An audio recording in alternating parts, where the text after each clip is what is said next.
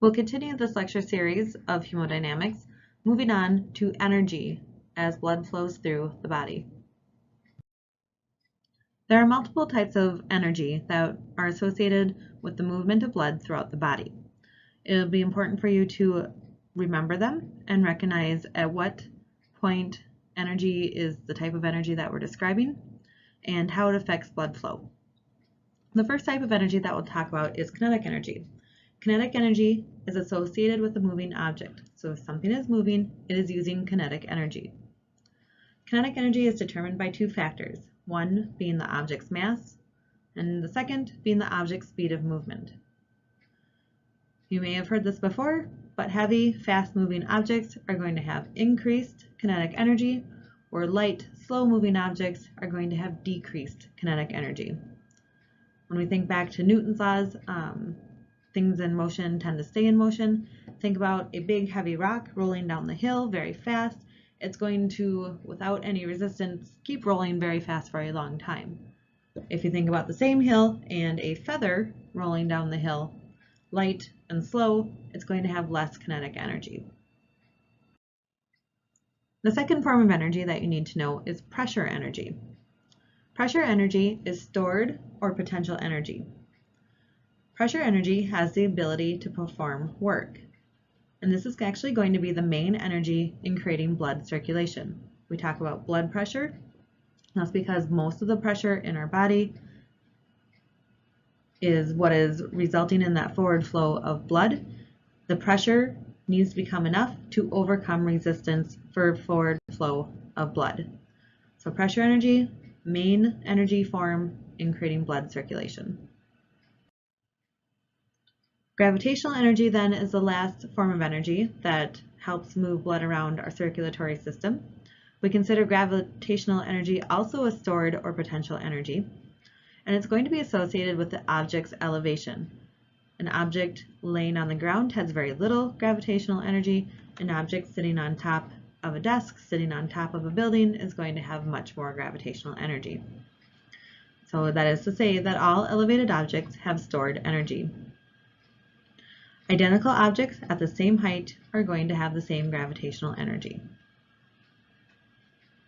I'm sure you have all seen the marble and the feather in a vacuum will fall at the same rate.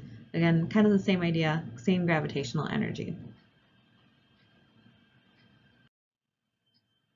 Another concept at work in how our blood flows through our vessels throughout our body is called the energy gradient. Blood is going to flow from areas of high energy to areas of low energy. Again, that energy can be kinetic, pressure, or gravitational. So anywhere that there is high energy, it's going to flow to that low energy area. The energy in our body is typically provided by the heart during systole, when everything contracts and pushes all that blood forward. And again, remember that the total energy is the sum of all energy forms. Energy cannot be created or destroyed, it can only be converted. So remember, energy is going to move from areas of high energy to low energy. And again, it's the total sum of energy that includes the kinetic energy, the pressure energy, and the gravitational energy. Remember that kinetic energy is anything that moves. So if you think of rolling your pen across the desk, that pen is using kinetic energy. If you think about holding your pen in your hand, you now are creating pressure energy upon that pen. And then think about balancing your pen in your hand up above the ground. That's gravitational energy. That pen has potential to have energy once it falls. If you were to drop your pen, once it starts moving, all that gravitational energy moves back into kinetic energy. Again, it's the total sum of energies. You cannot create or destroy energy. It can only be converted from one type of energy to another. So when we say pressure or gravitational energy, you're always going to think potential energy. They have the ability to do work. So a balloon filled with air is pressure energy. Pressure energy is a potential energy. And once we release that air, the air moving out is now using kinetic energy. It has been converted from pressure energy to kinetic energy. Same idea with the person on the bike going up the hill. Going up the hill, they're using kinetic energy. Right at the apex of the hill, they are now in gravitational energy or potential energy. And once they move back down the hill, they've converted that gravitational energy into kinetic energy because they are moving again. So remember, kinetic is moving. Pressure and gravitational are potential energies that are typically converted into kinetic energy.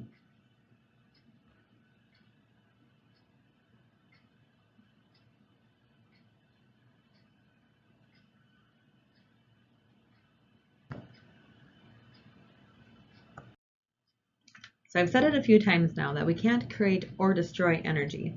Even though we do talk about forms of energy loss, the energy is not loss in the sense of it just disappears, but it is loss in some sort of conversion.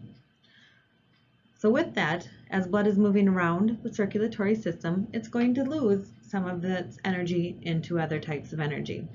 The first one being viscous energy loss. Viscosity is the thickness of the blood, and we measure that in Poiseuille units.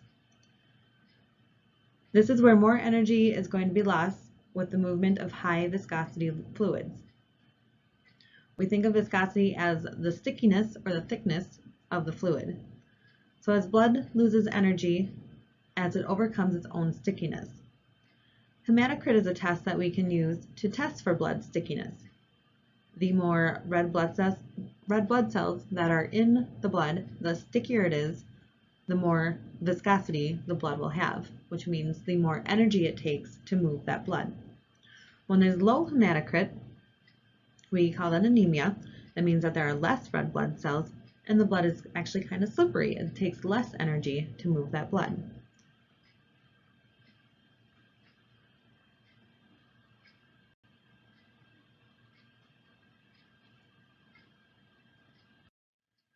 So again, viscosity is the thickness and stickiness of the blood. It is a direct measure of how the ability of blood is to flow through the vessels. Hematocrit tells us how thick the blood is, meaning what percentage of the blood is made of red blood cells. And for the record, it's normally about 45%. So if you have very thick, sticky blood, it's going to take more energy to move that blood through blood vessels because there is a loss of energy with more viscous fluids. If we have very thin fluid, then it'll take less energy to move that fluid. So think about water maybe flowing through a funnel. Water is just going to go right through that funnel, no problem, get to the other side. That's going to have a very low viscosity. But then think about pouring honey through a funnel. It's going to stick to the sides and it's going to kind of ooze through, kind of drip through really slow. It's going to take a lot of energy to get all of the honey through that funnel. Same idea with blood. Thick blood, more energy. Thin blood, less energy due to the viscosity. Another way that blood loses some of its energy into the body is because of friction. If you think about it, all the blood that's moving through our blood cells, at least some of those blood cells are rubbing up against the sides of the blood vessel walls. So that friction that is caused in between there causes the blood to lose a little bit of its energy. The energy lost during frictional energy is actually converted to heat. So that's because there's an object rubbing on another object. So as the blood moves through the vessels, a little bit of that energy is converted out to heat, which dissipates into the body. So this is a really good reminder again. We have the conservation of energy, which says that energy cannot be created or destroyed, but can only be altered from one form to another. So that frictional energy takes our kinetic energy, blood cells rub up against the side of the walls, and that kinetic energy, because of friction, ends up getting converted to heat energy. Another way that our circulation loses energy into the system is due to inertial energy loss. So inertia relates to the tendency of objects at rest to stay at rest and objects in motion to stay at motion. So our blood is typically always moving, but because of inertial energy loss, as that blood changes directions, there's going to be some loss as the changes of speed occur. So blood inertia is related to the tendency of the fluid to resist changes in velocity. Energy loss of this type is going to occur during 3 events: during our pulsatile flow, our phasic flow, and through a stenosis. Inertial energy loss is going to be lost during the stenosis because there are increased velocities through the stenosis and then decreased velocities post-stenosis. So when we think of inertial energy loss, think of changes of speed, and that blood doesn't really want to change speed, but it's going to, and because of that, we get that inertial energy loss. Again, inertial energy loss is due to the changes in velocity. So if we have phasic changes or pulsatile changes, we're going to see a loss of energy of blood moving forward through vessels. So I mentioned on a couple slides ago that stenosis is a very big reason for inertial energy loss. And it's actually one of our biggest concerns when we think of how blood is flowing through blood vessels. We want to know, is there anything that is changing the way that the blood is flowing through? Typically, this is going to be a stenosis, which is defined as the narrowing in the lumen of a vessel. The stenosis can be just a change in the shape of a blood vessel, but more often than not, we think of it as some sort of physical blockage, be it plaque or a tumor or something physically obstructing the lumen of a vessel. You're going to want to know these 5 effects that stenoses have on blood flow. They are that they change the flow direction of blood. Secondly, it increases velocities as the vessel narrows. There will be turbulence downstream of a stenosis, which is known as post-stenotic turbulence. There's a pressure gradient across the stenosis, and there's going to be a loss of pulsatility. Make sure that you know those 5 effects of blood flow. So again, as our blood is traveling through our veins, or excuse me, through our arteries most likely, blood is traveling up this direction and it's getting to the stenosis here. This stenosis has greatly changed how the blood is able to flow through this vessel. So as the blood is hitting the stenosis, it's going to first change how the blood flow, in which direction it is going. As blood hits these walls here, it's going to get pushed back a little bit, and after the blood flows through that stenosis, we're going to get lots of changes in blood flow on this side. We're also going to have an increased velocity through the narrowing. So right at that narrowing, blood is going to be traveling super fast. The higher the velocity, typically the narrower the stenosis. We're also going to have a turbulent downstream effect. We consider downstream to be past the stenosis or post-stenotic, and if we were to look at the blood as it's flowing through here, we're going to see that turbulent blood flow on the back side of it. The blood's just going to be going everywhere. Another concept is that also during this very small area here, the pressure through there gets very little. To account for the increased velocity, pressure needs to decrease at this point. And the last effect of blood is that we are going to lose pulsatility. If we were to sample our blood flow further down, we are going to see a decrease in the pulsatility. If we were to sample up here, we would see a much higher pulsatility. So we consider that pulsatility something like that sort of waveform. Decreased pulsatility is going to be something more like this. It's still being affected by the heart, but it just doesn't have the same push of forward flow as it did pre-stenosis. So the video that we have here is going to show that turbulent flow post-stenosis. The stenosis is sitting right about here, and we're going to see that laminar flow coming in, hitting the stenosis, and then we'll actually visibly be able to see that turbulent flow post-stenosis.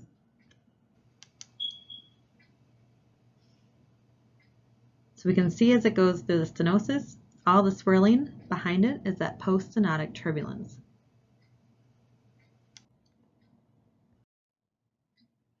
I mentioned that when we were talking about all of the 5 effects that stenosis has on blood flow. And we talked about how when velocity increases, that pressure needs to go down. And that might seem kind of backwards to you, but all of it occurs because of Bernoulli's principle. Again, this is going to be another concept you are going to want to memorize. If you have any questions about it, we can cover it again in class.